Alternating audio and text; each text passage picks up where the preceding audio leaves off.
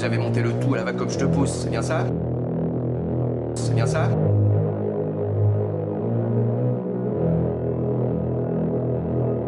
Vous avez monté le tout à la va comme je te pousse, c'est bien ça? C'est bien ça?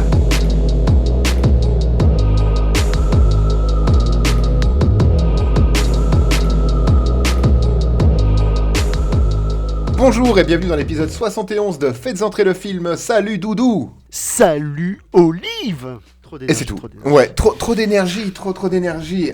Épisode spécial en duo. Oui. Puisque le collègue et ami Vivien est en examen, je crois, pour son école, ou diverses choses. Enfin bref, il n'était pas disponible ni la semaine dernière où on n'a pas enregistré, du coup, parce qu'on était pris de court et on avait vraiment zéro temps libre, et cette semaine non plus. Donc voilà, en espérant que tout se passe bien pour lui et qu'il revienne très vite. Comment ça va, Doudou ? Ça va très bien, et toi ? Ça va comme une veille de week-end, puisqu'on enregistre un vendredi. Ça va super bien. Est-ce que ça va comme une sortie de vidéo ? Et ça va comme une excellente sortie de vidéo. Attention, c'est l'instant promotion Kev&O. L'instant auto-promo. Donc, Kev et moi avons lancé, il y a 2-3 semaines, je crois, une chaîne YouTube où on fait de la vidéo, où on parle pas de cinéma ou pas trop, et on vous propose un contenu tous les vendredis à 18h, qui se veut être du divertissement, du contenu court, 1 minute 30, à du contenu plus long, 10, 15, 20 minutes peut-être.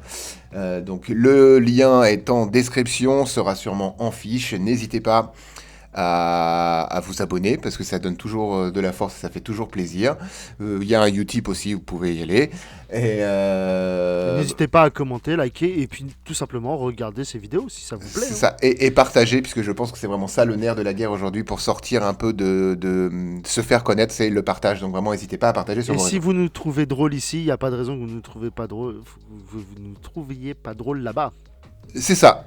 Et donc voilà. Donc n'hésitez pas, abonnez, likez, partagez, faites des bisous, tout ça, c'est cool.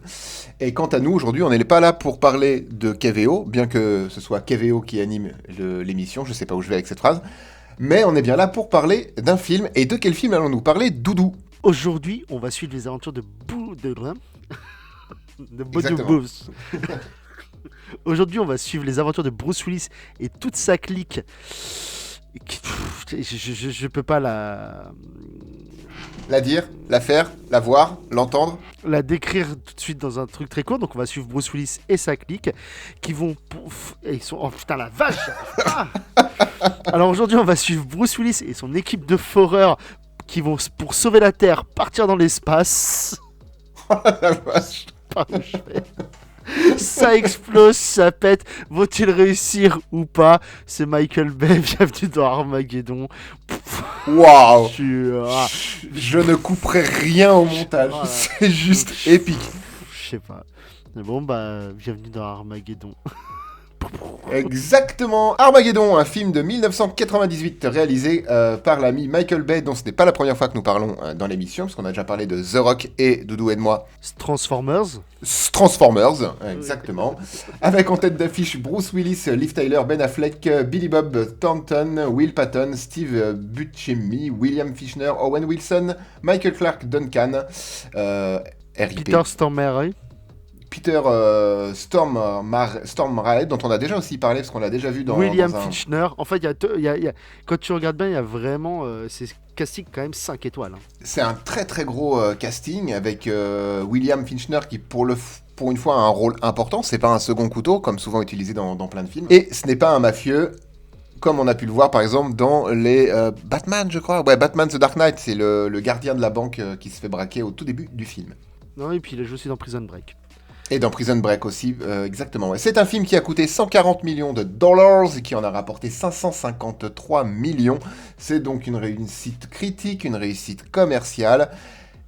Et pourtant, c'était plutôt très drôle. Est-ce que c'était le but recherché ? Je sais pas. Je suis pas sûr. Mais oui, c'était plutôt très drôle. Est-ce qu'on s'offre une première scène ? Ou est-ce qu'on rentre directement dans le vif du sujet ? Je pense que la première scène est très importante. T'as tout à fait raison. Parce que qu'est-ce qu'on voit ? On voit un astéroïde tomber sur la Terre.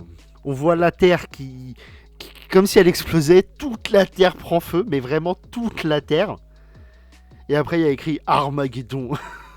C'est la Terre façon Michael Bay en fait. Ouais, c'est genre enfin, quand la météorite est arrivée pour détruire les dinosaures d'après les théories. Mais et tu te rends compte, je pense qu'avec cette première scène et donc toute la Terre qui se faisait, que tout ce qui est scientifiquement parlant, ça va être respecté moins de quart. Ah clairement, c'est-à-dire qu'on prend toute la science qu'on connaît aujourd'hui, le bruit dans l'espace, les explosions enfin tout ce qui ne devrait logiquement pas exploser, enfin bref tout ça, Michael Bay il se le roule en cône et il te le met bien profond dans la nuque. Ouais, Parce que vraiment c'est il c'est met du le grand bras avec, spectacle. hein. Ah oui c'est une belle la totale. Mais on peut pas s'attendre à autre chose de Michael Bay en vrai. Et on sait très bien ce qu'on va voir quand on va voir un film de Michael Bay, et ça ne se veut pas comme étant un film scientifique, c'est un film de divertissement, et pour le coup, pour ma part, je trouve qu'il remplit bien son rôle. Il m'a fait rigoler plein de fois, et il divertit. Est-ce que rigoler, c'est comme je disais tout à l'heure, est-ce que c'est vraiment ce qu'on devait ressentir? Je suis pas sûr tout le temps. Mais il m'a aussi fait lâcher ma petite larme, parce que je suis comme ça. Je suis sensible à l'intérieur. Donc, Bruce Willis, que l'on va suivre, qui est un foreur, Harry Stamper, c'est même pas un foreur, c'est... Le foreur. Exactement, c'est le foreur, on se complète C'est tellement. C'est le meilleur foreur de la Terre entière. C'est ça, et donc la NASA se retrouve face à un exterminateur, un astéroïde qui fait la taille du Texas, mais qu'ils n'avaient pas repéré avant. La taille du Texas quand même, je veux dire, le Texas, c'est pas c'est pas Chimou-la-Forêt quoi. Waouh. Pour ceux qui ont la ref. Bravo, mais bravo. C'est le Texas, c'est 5 fois la France quoi. Mais vu qu'ils n'ont qu'un tout petit budget pour explorer le ciel, du coup, ils n'ont pas vu arriver l'exterminateur, qui a déjà lâché 2-3 crottes de nez sur la Terre et créé quelques, des petits problèmes. Et la meilleure théorie, la meilleure solution qui est proposée par la NASA, c'est il faudrait qu'on fore un trou directement depuis le cratère vers ses profondeurs pour y caler une charge nucléaire et le faire exploser. Comme ça, il se scinde en deux, il rase les deux côtés de la sphère dite la Terre, et ça se passe très bien. Aucun problème. Zéro retombée, nickel.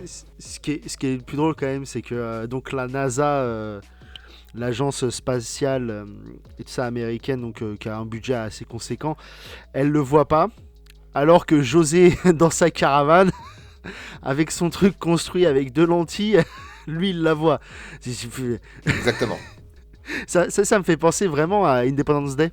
Ah, c'est la même chose que dans Independence Day. D'ailleurs, ça aurait été rigolo que ce soit le même mec, tu vois. Ouais, où personne se rend compte du truc, mais c'est un vieux gars, tu sais, qui s'occupe d'un truc météo, qui fait « Ah putain, il y a ça !» Et c'est un gars qui s'occupe de la météo qui dit « Ah, j'ai compris le code. » Waouh. Petite fun fact, au moment où t'as le premier bombardement, ouais. Même moi, ce qui me fait rire, c'est que les mecs, ils se disent « Putain, on se fait bombarder par les Russes, par les Chinois. » Ils se disent pas « Ça vient du ciel. » Et t'as une scène où t'as un chien qui attaque des Godzilla. Oui, à New York, ouais, tout à fait. À New des York, Godzilla des Godzilla gonflables ou mécaniques. Et tu sais que c'est un gros doigt d'honneur de Michael Bay à Emmerich qui a sorti Godzilla, je crois, la même année. Ou l'année d'avant. L'année d'avant, ah non, remarque, ouais, 96 ou 98 le Godzilla, je sais plus. Tu sais, le Godzilla avec Jean Reno. Jean Reno, et bah c'est un gros doigt d'honneur. Pourquoi ?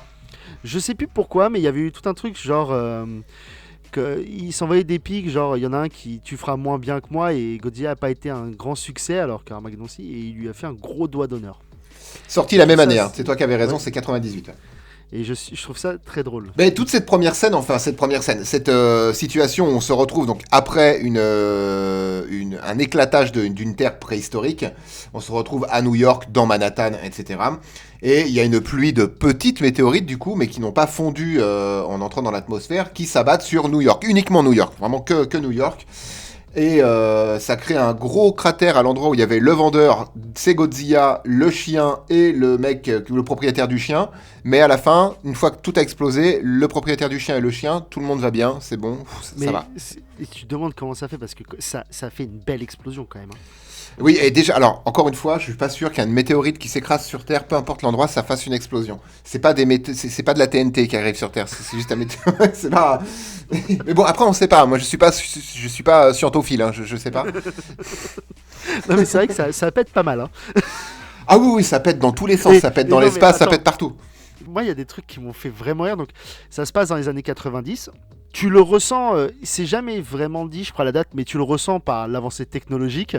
Oui. Et sans déconner, je sais pas si c'est Michael Bay qui est comme ça, mais alors les États-Unis, très bien, à la pointe de la technologie, putain, quand tu fais le tour du monde. Oui, parce que c'est impressionnant. comme dans tout film catastrophe, il y a les différentes nations, les pays qui sont présentés. T'as vu la France, les mecs sont en 2 chevaux bleus. Ils sont en train de faire du yo-yo sur une 2 chevaux. T'as un drapeau français qui est sur un balcon. Ça n'existe pas, ça, hors Coupe du Monde. Ça se fait pas, Non, ça, non, normalement. mais surtout que t'as l'impression que c'est la France post-guerre, des années 60, 50, 60. C'est la France du corneau. C'est exactement ça. Même la tenue, tu sais, tu te dis, putain, dans pas longtemps, heureusement qu'on n'est pas dans un champ, il y aurait la guerre des boutons, quoi. C'est quand tu vois leur fringue, tu dis, ah ouais, ah c'est ça la France. C'est ça la vision de la France. Et puis les effets 3D pour voir les... tu sais, les monuments, ils sont magiques aussi. Quand tu vas au Taj Mahal. Alors, mention spéciale quand même pour... alors, Paris se fait raser de la carte à plus de la moitié du film. Bon, évidemment, on est dans l'acte 2, donc c'est catastrophe sur catastrophe. Rien ne va sur cet astéroïde. Et il y a un petit détachement d'astéroïdes chargé de TNT qui, du coup, se dirige vers la Terre. Et Paris est rasé. Et c'est, je pense, un des plus jolis plans du film. C'est que pour une fois, on voit la Tour Eiffel se faire détruire, mais c'est pas ça l'important, c'est que la caméra, virtuelle bien sûr, est posée au niveau de la galerie des rois de Notre-Dame de Paris, donc avec toutes ces gargouilles. Et donc on est très en hauteur à ce moment-là, la caméra est très haute, elle est au sommet de la cathédrale Notre-Dame, et on voit vraiment l'impact de l'astéroïde et Paris se faire raser, et par une grosse explosion un peu au format boule, à la Akira un peu. Et ça rase au passage la Tour Eiffel, mais c'est pas ça qui est important en fait. On a une vue d'ensemble, c'est pas juste la Tour Eiffel, elle est cassée. On a une vue d'ensemble d'un Paris qui se fait ravager. Et ça, j'ai trouvé ça très cool. Ouais, et puis on le voit après en fait. On voit aussi Paris avec. Il est rasé, mais pas tant que ça en fait. Enfin, qu'il reste quand même une partie de Paris. Bon, il y a un gros cratère. Et tu sens que les Champs-Élysées, ça a changé quoi. Ah, mais. Oui. En parallèle de ça, il se passe la même chose en Chine. Je saurais pas trop dire, je crois que c'est Shanghai. Il me semble que c'est Shanghai, mais voilà, je mettais des pincettes là-dessus.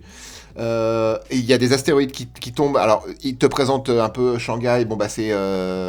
C'est des bateaux, c'est des marins pêcheurs. Enfin voilà, c'est le Moyen-Âge, parce qu'il n'y a que les États-Unis qui ont l'avancée technologique suffisante pour faire des trucs. Mais dès qu'il y a un météorite qui touche une pagode, ça explose.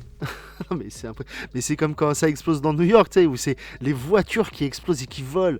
Vraiment, comme dans tous les films catastrophes comme ça, Independence Day, machin, les voitures, elles volent. Elles sont sur ressort. Boum, boum. Mais c'est drôle, ça fait partie du film. Bon, c'est juste chiant que Paris se fasse toujours exploser, mais c'est normal. C'est normal. Alors, encore une fois, on est dans ce genre de film catastrophe où on nous montre clairement que Paris, par exemple, est rasé, mais à la fin, on oublie ça. C'est juste c'était juste une péripétie finalement, mais c'est pas grave, puisqu'ils reviennent victorieux. Alors oui, spoiler alerte, ils vont réussir leur mission, les foreurs de l'impossible. Non sans quelques pertes. Et donc tous les morts qu'il y a pu avoir sur Terre dans les différentes nations, c'est oublié, c'est pas grave. Parce qu'il y en a un qui retrouve son fils, Ben Affleck retrouve Liv Tyler, ils vont pouvoir se marier. En plus, ils ont eu la bénédiction de Bruce Willis. Donc tout va bien. Les quelques morts, centaines, dizaines, 50 000 morts, je crois qu'ils annoncent pour Paris, un truc comme ça, dans une espèce de flash info qui ponctue de temps en temps le film. C'est pas grave. Mais ça fait pas beaucoup. Hein. Mais oui, c'est ça. Puis en plus, tu finis le film par des images de mariage. Oui, tout à fait, oui. Le début du générique de fin, c'est sur le mariage de Ben Affleck, donc AG et Liv Tyler. Donc la fille de Bruce. Mais oui, et donc là on a parlé pas mal de tout ça. Donc là, moi ce que j'aime beaucoup encore une fois, c'est les réunions comme dans tout film comme ça, catastrophe ou avec des invasions extraterrestres. T'as donc les scientifiques d'un côté, les militaires de l'autre. La fameuse cellule de crise. Voilà, on devrait envoyer nos 250 ogives nucléaires dans l'espace et on le détruirait.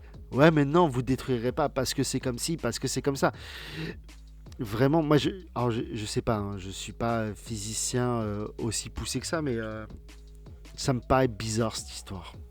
Oui, et ça met vraiment les militaires en défaut. C'est tout le temps le même schéma narratif que vous aurez dans tous les films catastrophes, même les plus basiques. Je suis sûr que même dans Volcano, t'as un militaire à un moment donné qui dit mais si on envoie une charge nucléaire dans le cratère du volcan, c'est bon, ça règle le problème. Oui, mais ça, vraiment, ça fait comme dans...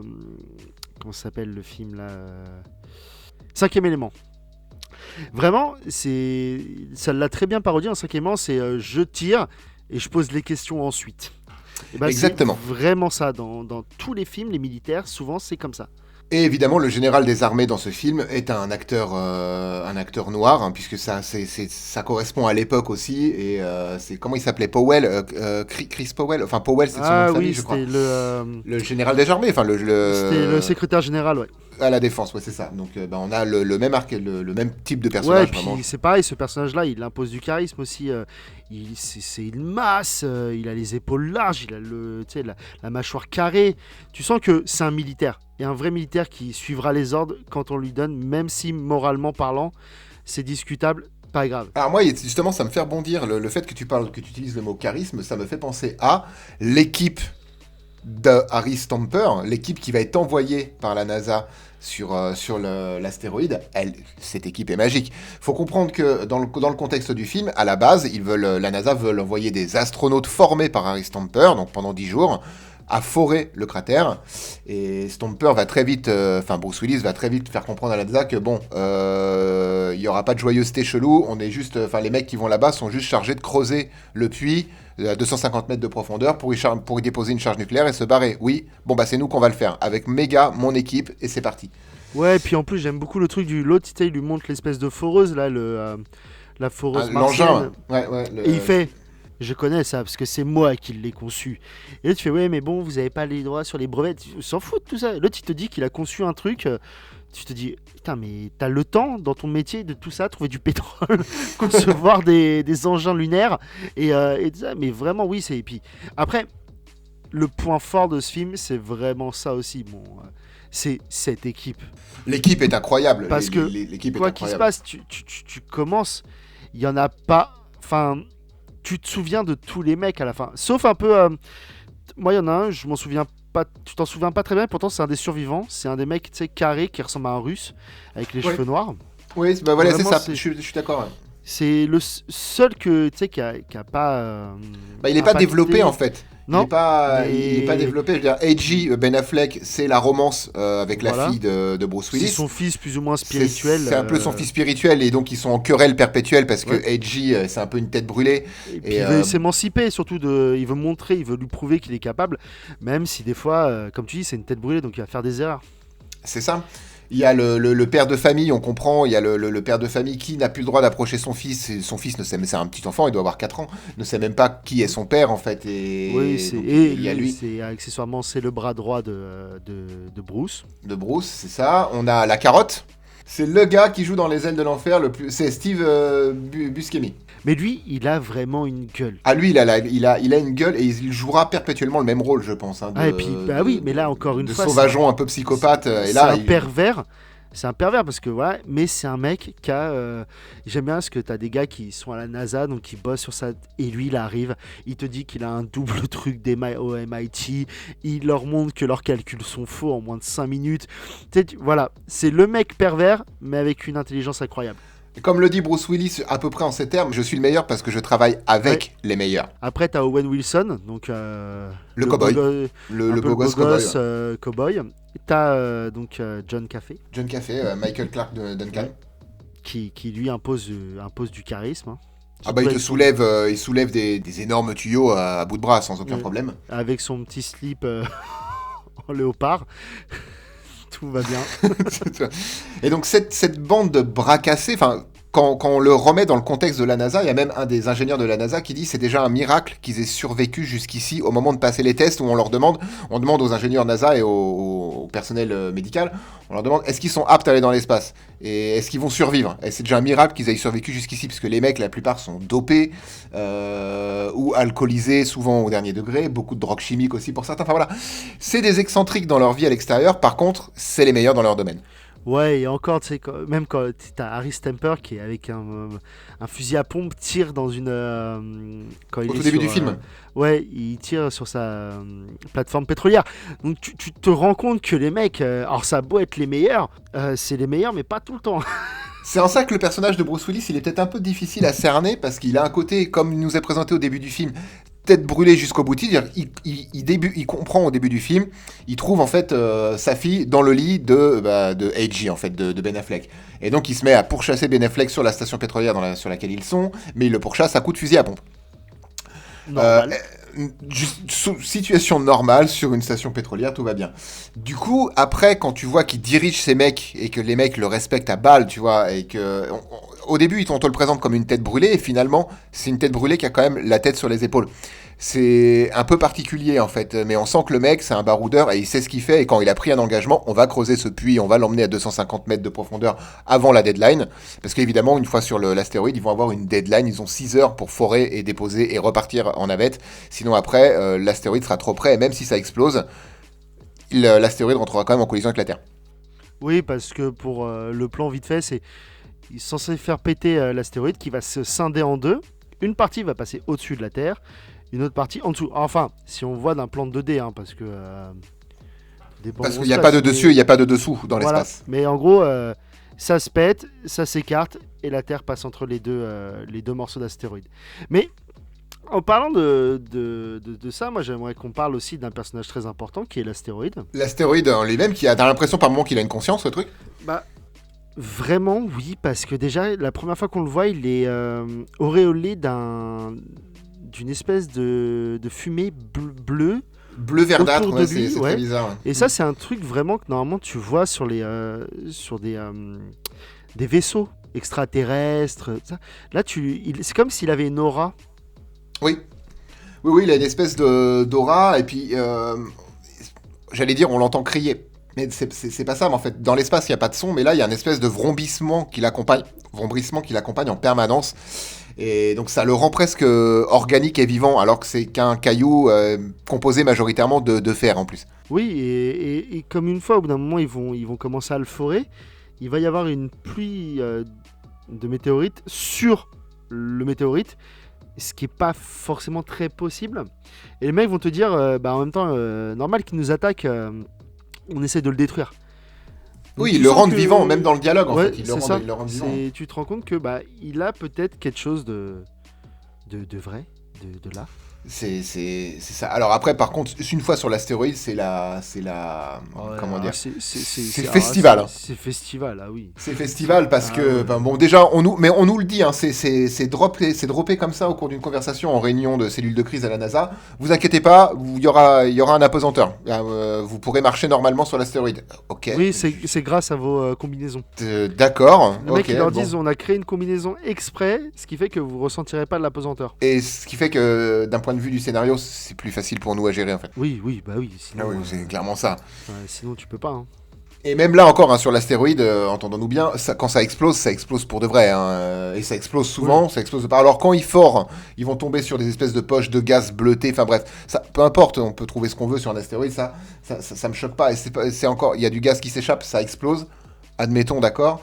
Mais même quand les véhicules se crachent, ils partent à 2 navettes. Je pense que tu voudrais en parler après des navettes et de leur décollage. Ils partent à 2 navettes. Il y en a une qui va se cracher sur l'astéroïde et l'autre qui va pouvoir se poser normalement. Donc en plus, pendant une partie du film, ils pensent que une partie de l'équipage, qui était doublée en fait avec le même nombre une partie de l'équipe de Stamper, mais aussi un deuxième véhicule et du matériel de forage, est perdu en fait. Et c'est ce qui va aussi créer la tension. Et là aussi, ça explose beaucoup. Hein. Quand la navette se crache, oui. ça explose à balle. Mais revenons au décollage de ces 2 navettes, si tu veux bien. Non, mais un truc tout bêtement, surtout que quand il y a une fusée qui décolle, c'est très calibré, c'est au poil de cul près. Voilà, on rigole pas avec ça. Là, les 2 navettes sont côte-côte. Enfin, on sait pas à combien elles sont, mais elles sont pas très loin parce que ils prennent l'ascenseur pour monter dans les navettes. Ils se séparent à ce moment-là. Donc vraiment, ils doivent pas être très, très éloignés. Les 2 rampes de lancement sont vraiment côte à côte. Et dans les plans, alors oui, c'est des plans qui sont très beaux parce que tu vois une première navette, la deuxième navette qui la suit, et toutes les deux vont s'amarrer à la station Mir. La station, c'était Mir. Ouais, c'était Mir. Ils le disent dans le film, c'est Mir. Ok. Donc quoi, ça nous rajeunit pas. Hein. Ouais, où il y a qu'un seul mec dedans, donc ça, je suis pas sûr que tous les protocoles sont respectés. Non, ça fait 18 mois qu'il est tout seul, ils disent. Voilà, donc tu m'étonnes que le mec il ait commencé à péter 2-3 câbles. Et moi, un truc tout con aussi, c'est donc les navettes sont censées aller se poser sur l'astéroïde et ensuite redécoller. C'est pas possible. Bah non. Déjà, c'est pas possible. Ensuite, on nous explique qu'elles sont faites en titane, de titanium, de titanus. Wow. Le matériau le plus solide de l'histoire des matériaux solides. Mais bon, t'as quand même des vitres, hein. Faut pas déconner. Et, non, Mais il y a un pare-brise, comment tu veux conduire? Comment tu fais ton créneau si t'as pas de pare-brise et de rétroviseur? C'est compliqué. je sais pas, tu fous des caméras, quoi. Et donc ça, tu vois, et comment tu ne peux ne pas penser que si tu vas sur un astéroïde, il va y avoir des débris tout autour. Donc à un moment donné, tu vas recevoir des impacts. Donc à un moment donné, c'est normal que tu te craches. Bah oui, surtout qu'en plus les deux navettes se suivent vraiment côte-côte. Et en fait, ils arrivent à la station Mir après être partis de la Terre pour refaire le plein d'essence. La station Mir, du coup, bah, elle explose. Parce qu'il y avait un tuyau qui fuit, il y avait une fuite à un tuyau. Ouais, pareil. Oh la vache, la station Mir. Je comprends pourquoi on n'arrive plus à aller sur la Lune. Elle tient avec 3 ficelles et du scotch. C'est tout. Ah ouais, Il y et a puis vraiment, en que plus ça les qu'il a à mecs, faire. ça commence à péter. Enfin, c'est n'importe quoi dans le sens où ça reste du grand spectacle. Alors oui, c'est impressionnant parce qu'il y a le moment de tension où tu as Ben Affleck et le Russe qui passent par des trucs où il fait moins 200 degrés et ils s'en sortent. Là, ils arrivent à rentrer dans la navette au moment où la porte se ferme, ça explose. Alors oui, la tension, elle est là. Mais tu te dis, mais... Je comprends pourquoi on voulait envoyer des astronautes et pas des foreurs. Oui. Oui, non, ça se passe mal. Ça se passe très mal sur Ah la oui. station Mir. Mais bon, c'était une façon de la faire exploser aussi. Les deux navettes arrivent après quelques péripéties. Il y a un peu de tension parce que dès le début, on risque de perdre Ben Affleck qui est enfermé Ouais. dans le compartiment de réserve d'essence, en fait. Parce qu'ils appellent ça vraiment carburant. Ils disent pas essence, je crois qu'ils disent carburant. Mais bon, il va quand même s'en sortir. Et Ils décollent, du coup, ils ont quand même récupéré l'astronaute russe aussi. Donc ils ont une personne de plus dans la navette. Ça aussi, normalement, c'est pas possible. Mais bon, admettons, c'est pas grave. Mais si, il restait un siège. Et puis bon, avec les morts qu'il va y avoir, il y aura de la place pour repartir. Oui. Et évidemment, donc ils partent avec deux navettes identiques, avec un contenu identique. Ce contenu identique, ça veut dire techniquement deux véhicules, le Scarabée, les véhicules donc conçus par Harry Stamper, les brevets ont été repris par la NASA, mais sur ces Scarabées qui sont des engins de forage, dans des situations un peu extrêmes, Pour des terrains aller- type Grand Canyonesque, etc. Pour aller Forêt. sur une météorite. Enfin, sur un astéroïde. Hein. Sur un astéroïde, on ne pense pas rencontrer une forme de vie sur cet astéroïde. Arrête-moi si je me trompe. Non, et puis, encore moins une forme de vie qui pourrait nous attaquer. Arrête-moi. Et même si on est aux États-Unis, et ce qui peut expliquer des choses. Pourquoi, nom d'une pipe, il y a une Gatling sur ces putains de véhicules? Calibre 50, quoi. Je veux dire, c'est de la Gatling. Hein. C'est pas le petit pistolet. Hein. Bon, il arrivera plus tard, lui. Mais Ah oui, oui, parce qu'évidemment, dans la navette, il y a aussi un pistolet. elles sont équipées de Gatling. America! Yeah, fuck yeah! Et ce qui est très drôle, c'est donc sur la deuxième navette qui s'est crashée, il y a encore des survivants. Et les mecs vont monter dans le truc et dire putain, on peut pas sortir. Et l'autre il fait si, j'ai un plan. Et il tire sur donc la tôle, la paroi de cette navette qui est faite en titane, de titanium, de titanus, censé être le truc le plus résistant de l'histoire de la galaxie de la Terre aux États-Unis. Ça se fait percer par les balles, mais d'une façon comme si, enfin, c'est comme si tu tirais avec un flingue sur une feuille. Oh, c'est une pareil. espèce de vieille tôle ondulée que t'as dans ton Ah jardin, tu vois, un Et vieux ça truc. fait bouf, ça explose, après ils font des trucs, ils font des wheelings, ils sautent par-dessus des canyons. Ça c'est magique. En plus, t'as vraiment attention parce que il n'y a pas que le truc, c'est ils veulent couper. Ouais, au moment où ils vont devoir faire un saut parce qu'il n'y a plus de route.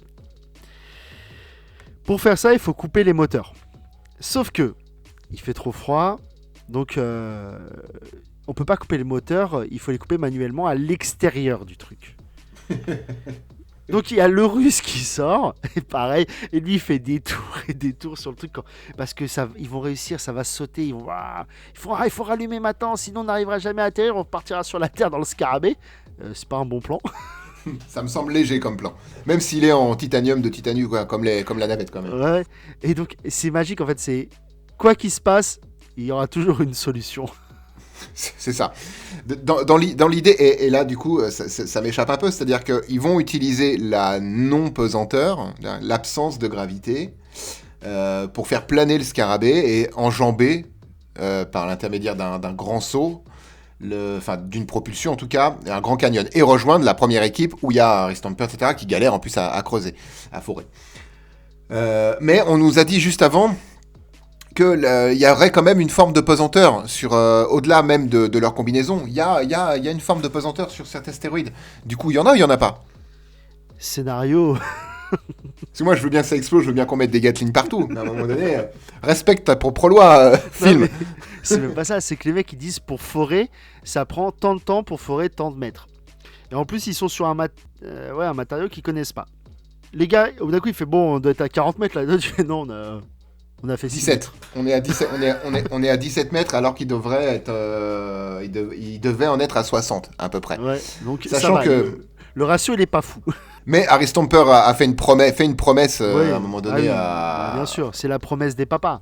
C'est la promesse des papas. Je vous jure que je vais creuser ce trou et sur la tête de ma fille et sur la tête de vos enfants, on rentrera ensemble. Bon, du coup, il a fait et chou blanc. Chou blanc sur on rentrera ensemble. Mais bon, il aurait pu rentrer lui. Harry Stamper, oui, il aurait pu rentrer. Mais moi, il y a un autre truc, juste avant qu'on parle de ce moment fort en émotion avec Harry Stamper, j'aimerais parler d'un autre moment fort en émotion dans ce film, qui se passe dans à peu près tous les films catastrophes, tous les films d'invasion, tous les films de trucs comme ça. Il va y avoir le discours du président des États-Unis de la Terre. Parce que vraiment, hein, oui. c'est pas le Pas président de- des États-Unis d'Amérique, hein, c'est le président des États-Unis de la Terre.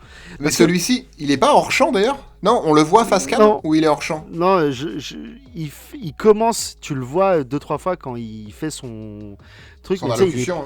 il est pas là, il est pas présent avec les astronautes foreurs. Mais genre, il commence par aujourd'hui, je ne m'adresse pas à vous comme le président des États-Unis d'Amérique, mais Dans le comme un monde. citoyen du monde. Ferme ta gueule.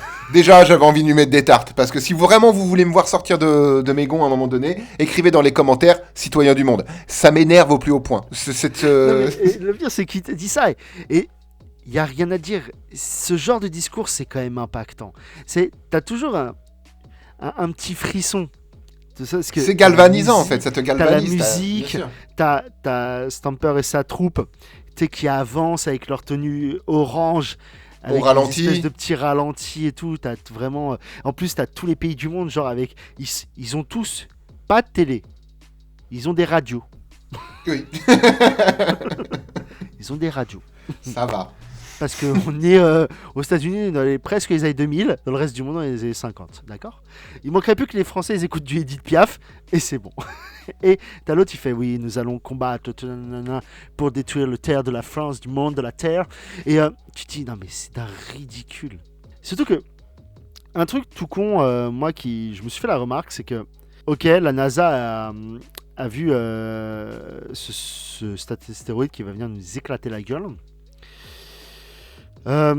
Je sais pas. Je pense que t'as une menace comme ça qui arrive sur le monde. T'as un truc qui s'appelle coalition internationale qui se crée et tous les pays envoient leurs meilleurs mecs de ce domaine-là. Tu sais, ils s'en foutent. Même si c'est à la NASA qui les envoie, ils les envoient tous à la NASA. Tu vas te retrouver avec des Français, avec Thomas Pesquet. Même bon, s'il était petit encore à cette époque-là, mais Ah oui, il était petit, oui. t'envoies, je veux dire, t'as une coalition et je trouve ça ultra dommage qu'à chaque fois ça fasse un peu propagande pro-US et t'es pas. Parce que je suis sûr que t'as des astrophysiciens de plein d'autres pays qui sont pas mauvais. Hein. Ah oui, normalement, le niveau est à peu près élevé. En France, on a un bon niveau aussi. Hein. Bon, on va aller chercher à l'étranger maintenant, mais on a un bon niveau. Oui, voilà, mais là, t'es obligé. Il y a un foreur qui réussit des meilleurs calculs que toi, donc derrière. Et ça, je trouve ça un peu dommage. J'aimerais bien, moi, un film où t'as les mecs qui disent putain, il y a ça qui nous arrive sur la gueule, on va faire une coalition internationale et on va niquer sa race à l'astéroïde. Moi, ils y arrivent quand même, hein, tu me diras. Alors moi, c'est autre chose qui fonctionne sur moi en termes d'émotion. Et je t'ai envoyé une photo, parce que j'ai regardé le film cet après-midi. Et à un moment donné, arrive la fin du film où on sait que, voilà, spoiler alert, Bruce Willis va se sacrifier puisqu'ils ne peuvent plus faire exploser la charge nucléaire à distance. Il faut que quelqu'un reste sur l'astéroïde.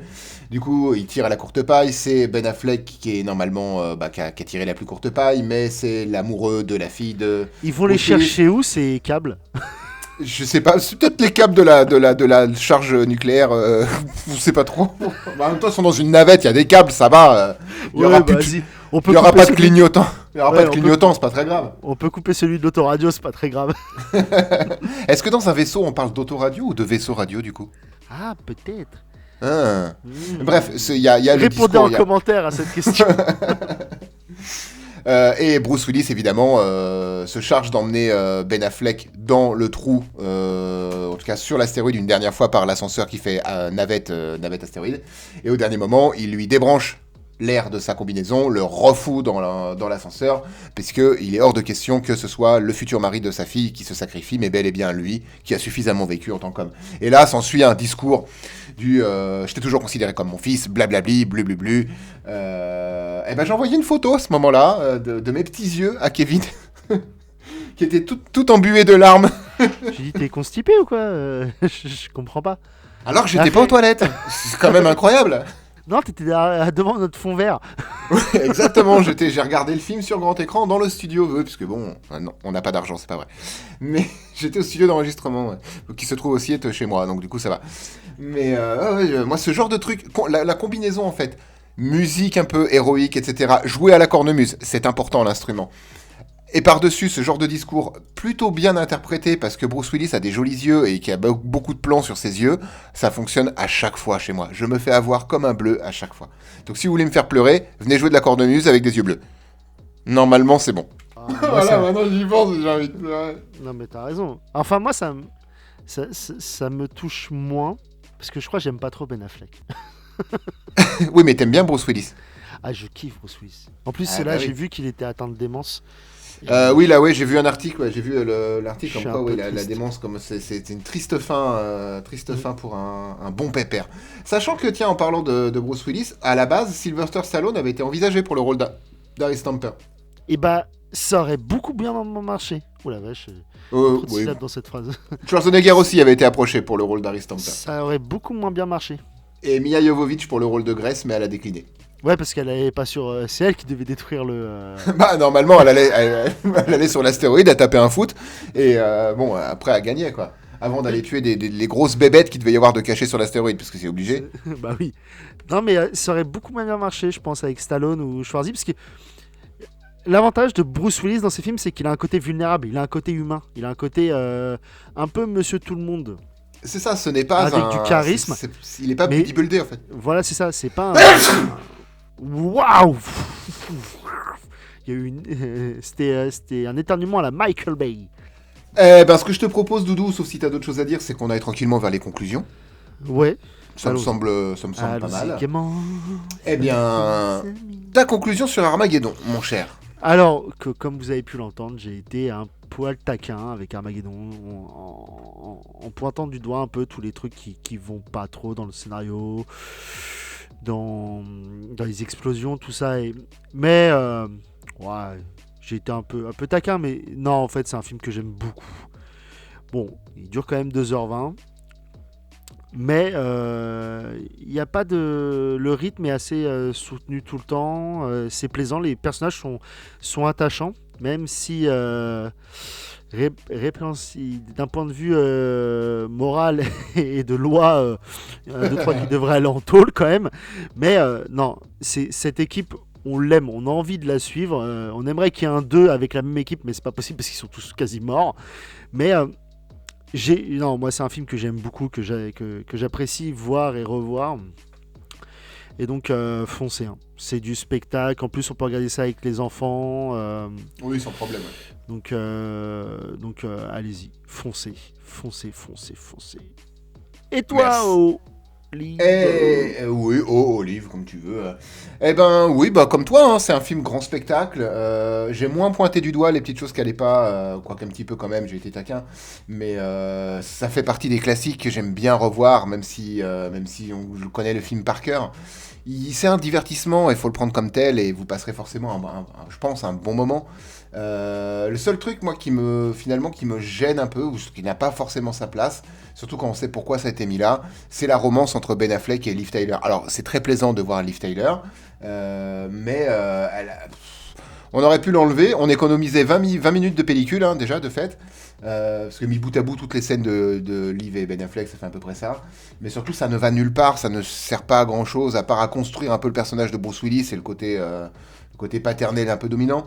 Mais on aurait pu s'en passer, je pense, sachant que ça a été mis là suite au succès de Titanic en vrai, hein, et de la romance entre Jack et Rose. Surtout que en vrai, la relation père-fils d'adoption qu'a Bruce Willis et Ben Affleck aurait pu être faite sans ça. Complètement. Donc c'est vraiment artificiel. Et mais on le en voit fait- bien, hein, ça fait presque scène rajoutée en fait. C'est. Oui. Et en fait, je trouve que c'est un peu là pour faire pleurer dans les chaumières ce truc, parce qu'il y a aussi le coup du Bruce Willis et Liv Tyler ne s'entendent pas, mais elle lui dit, elle l'appelle même pas, elle l'appelle pas papa, elle l'appelle par son prénom, sauf Ah, l'appel arrive, ouais. avant de partir, elle va l'appeler papa. C'est la personne avec un des personnages qu'on n'a pas parlé, mais qui est assez important, c'est le chef de la NASA, plus ou moins, qui va être de leur côté tout le temps. Oui. Il y a les moments de plus ou moins de tension, mais c'est de la fausse tension, parce que nous, on sait ce qui se passe sur l'astéroïde. Donc quand eux, ils ont peur et ils stressent, bah nous, on ne stresse pas avec eux. Donc c'est de la tension artificielle qui est créée parce que Liv Tyler est là. Oui, alors qu'elle n'aurait pas été présente, c'est des scènes Je suis qui désolé, pouvaient être skippées. Et, Il y a un truc... Enfin, d'accord, il y a son fiancé et son père qui sont là-bas, mais à quel moment elle se balade dans les bureaux des mecs qui sont sur une mission vitale? Oui, alors qu'elle fait en plus, elle fait clairement des allers-retours. Hein. Elle Oui, se oui, balade, c'est ça. elle va au chiottes, puis elle revient. Elle monte, elle descend. Et c'est, comme tu dis, tu sens que c'est un peu rajouté. Et c'est un peu dommage, même si ça n'enlève rien au film. Mais oui, on aurait pu économiser de la pellicule, mais c'est pas très grave. Parce qu'on l'aime bien, Liv Tyler. Conclusion, c'est un bon film qui est ancré dans son époque, encore une fois. C'est du Michael Bay, hein, donc si vous aimez ce qu'il a fait avant, il n'y a pas peu de chances que vous soyez déçus par ce film-là. Allez-y en sachant que c'est grand guignol dans ce qui va vous être narré, en fait, et même les situations. Mais à côté de ça, ça fonctionne super bien. Les effets spéciaux, ça va. Ça passe très bien. Donc oui, bien, bon film. Merci, Olive. Mais plaisir. Et donc c'était notre avis sur Armageddon de Michael Bay. De Michael Bay. Yeah, le fameux. La semaine prochaine, on se retrouve pour parler d'un film. Et ce film, ce sera The Purge. Qui en français est... je sais plus comment ça s'appelle. American Nightmare. American Nightmare, parce que c'est rigolo de changer un titre anglais par un autre titre anglais. Oui, surtout que la purge, c'est pas compréhensible. Tu le Non. C'est pas comme si la purge et The Purge, ça veut dire qu'il y a la même chose. Les mecs, c'est le même mot. C'est le même mot, c'est orthographié même pas pareil. un faux ami. Non, c'est pareil, mais bon. Voilà, donc la purge la semaine prochaine. Passez une excellente semaine ou un excellent week-end, ça dépend quand est-ce que vous nous écoutez. Doudou, Oui. merci, c'était super cool. Et Et, plaisir. Et puis bah à bientôt, hein, on s'épile, on se fait une touffe. Ciao, comme ciao. ça. Donc, likez, abonnez, kiffez. Abonnez-vous à plein de chaînes, hein, Ouais. faites entrer le film évidemment, et puis KVO aussi. KVO, ouais, tant qu'à faire. Voilà. C'est bien. Je remettrai une fiche, ça vous êtes sûr. Oui, voilà. Allez, Salut, des bisous. Ciao, ciao.